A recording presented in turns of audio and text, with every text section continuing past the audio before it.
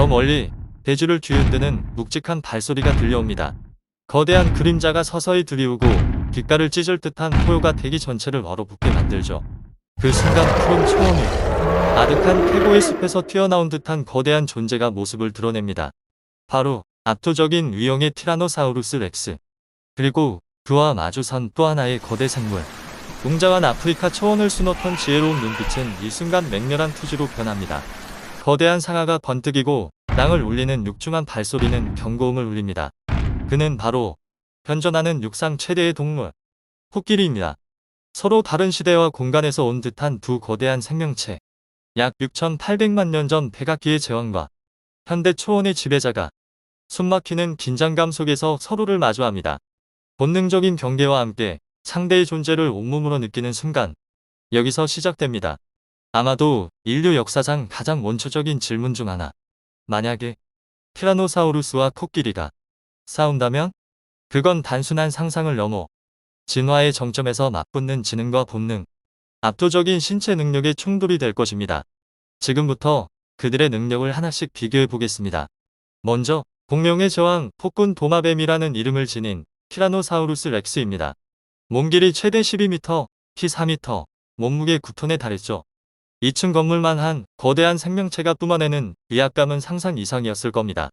하지만 티라노사우루스의 진짜 위협은 그 거대한 몸이 아니라 입 안에 숨어 있었습니다. 미국 몬태나 주립대의 고생물학자 그레고리 에릭슨 박사에 따르면 티라노사우루스는 6톤에 달하는 악력을 낼 수 있었다고 합니다. 이는 사자보다 15배, 악어보다 2배 이상 강한 수치죠. 그 입 안엔 길이 30cm가 넘는 날카로운 바나나 모양의 이빨이 60개나 박혀 있었습니다. 이빨의 구조는 살을 찢는 게 아니라 뼈까지 으스러뜨리도록 최적화돼 있었죠. 2010년 사이언스지에 실린 연구에 따르면 티라노사우루스 화석의 이빨에는 부러진 갈비뼈 조각이 박혀있는 흔적이 관찰되었습니다. 다른 공룡의 두꺼운 뼈를 씹어 부숴 먹었다는 확실한 증거입니다. 티라노사우루스는 한 번의 공격으로 사냥을 끝내는 사냥꾼이었습니다. 그 한 방에 당한 상대는 대부분 반격조차 못했겠죠. 그리고 티라노사우루스는 꽤 날렵한 움직임을 가졌습니다. 2017년 영국 맨체스터 대학의 생체역학 연구팀은 티라노사우루스의 보행 속도가 초속 약 4.5m, 시속 약 16km였다고 밝혔습니다. 이는 대형 육식 동물로서는 꽤 빠른 편이며 특히 단거리에서는 폭발적인 스피드를 낼 수 있었다고 분석됩니다. 거대한 꼬리는 단지 장식이 아니라 균형을 잡아주고 방향을 바꾸는 데 핵심 역할을 했고, 작은 앞발은 생각보다 강력한 근육 덩어리로 넘어진 몸을 일으키거나 먹이를 잡는 데 쓰였을 가능성이 큽니다. 또한 티라노사우루스는 시력과 후각 면에서도 압도적이었습니다. 맹금류보다 13배 이상 뛰어난 시력, 그리고 수십 킬로미터 밖에서도 피냄새나 부패한 사체의 냄새를 감지할 수 있었죠. 정리하자면 티라노사우루스는 힘과 속도, 그리고 감각까지 갖춘 정말 완성형의 포식자였습니다. 이제 반대편의 거대 생물을 만나봅시다. 현존하는 육상 최대의 동물, 코끼리입니다. 몸길이 최대 7m, 키 3.5m, 몸무게 최대 6톤까지 나가죠. 티라노사우루스보다는 약간 작지만 육중하고 압도적인 존재감을 자랑합니다. 코끼리의 가장 눈에 띄는 무기는 바로 상아입니다. 길이 3m에 달하는 상아는 단단하고 적을 찌르고 밀고 부수는 데 사용됩니다. 단순한 장식이 아니라 진짜 무기인 셈이죠. 그리고 무엇보다도 강력한 도구이자 무기, 바로 코입니다.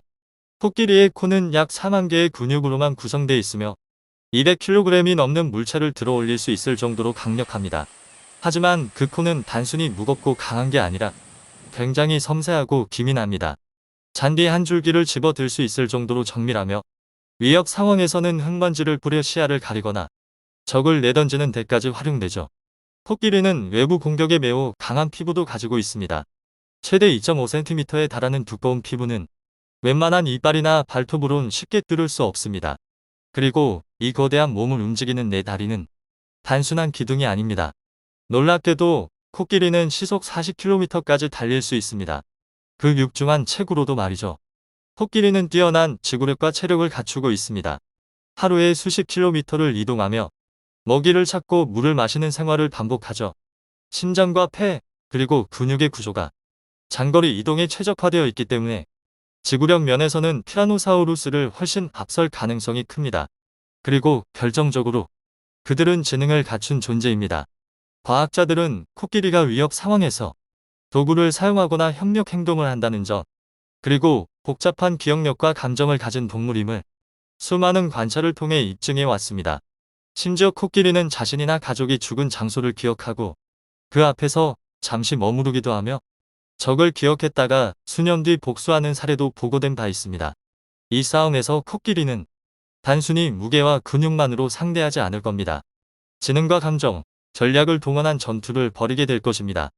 이제 대망의 순간, 이 두 거대한 생명체가 실제로 맞붙는다면 그 싸움은 어떻게 펼쳐질까요? 가장 먼저 고려해야 할 것은 첫 번째 공격. 티라노사우루스의 강점은 단연 6톤에 달하는 악력과 뼈까지 부수는 이빨입니다. 만약 그 이빨이 코끼리의 목이나 다리를 정확히 물어뜯는다면 한 번의 공격만으로 치명상을 입힐 수 있습니다. 이런 싸움에서는 첫 타격이 곧 결과가 되기도 하죠. 하지만 코끼리는 단순히 힘만 센 동물이 아닙니다. 무게중심이 낮고 반사신경이 뛰어난 동물이기도 하죠. 게다가 지능이 높기 때문에 위험 상황에서의 회피나 반격 행동이 매우 정교합니다. 그리고 무엇보다 코끼리는 육체뿐 아니라 감정으로도 싸웁니다. 특히 위협받는 상황, 혹은 새끼가 위협당했다고 느끼는 순간 코끼리는 완전히 다른 존재로 변합니다. 여기서 중요한 변수 하나 더. 티라노사우루스는 폭발적인 단거리 힘에는 능하지만 오랜 시간 동안 싸우는 지구전에는 불리하다는 연구 결과가 많습니다. 2011년 프로시딩즈 오브 더 로얄 소사이어티 B에 실린 연구에 따르면 티라노사우루스의 척추 구조는 전속력으로 달릴 경우 심각한 손상을 입을 수 있었다고 분석되었죠. 한 번의 강력한 돌진이 오히려 자신에게 독이 될 수도 있다는 겁니다. 반면 코끼리는 지구력과 체력 면에서 현존하는 어떤 육상 포유류보다도 우위에 있습니다. 실제로 하루 50km 이상 이동하는 개체도 있으며 더운 사막지대에서도 체온 조절과 에너지 효율 유지가 가능합니다. 전투가 장기전으로 넘어간다면 그땐 판도가 바뀝니다. 티라노사우루스의 움직임이 느려지고 반응 속도가 떨어지는 틈을 타 코끼리는 지능과 지구력을 활용하여 반격할 겁니다. 끊임없이 움직이며 상하와 코로 견제하고 거대한 몸으로 밀어붙이며 티라노사우루스를 지치게 만들 수 있습니다. 가장 무서운 것은 코끼리의 돌진입니다.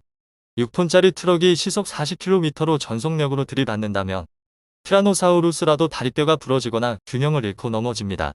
문제는 그 거대한 몸이 한 번이라도 넘어지면 내부 장기에 심각한 손상이 가해질 수 있다는 점입니다. 넘어지는 순간이 곧 끝이 될 수도 있습니다. 이 싸움의 승자는 쉽게 단정 지을 수 없습니다. 만약 전장이 좁고 움직임이 제한된 숲이나 정글이라면 티라노사우루스가 유리할 수 있습니다. 기습 공격과 짧은 거리 돌진이 가능한 구조에서는 그 한 방이 훨씬 더 위협적이죠.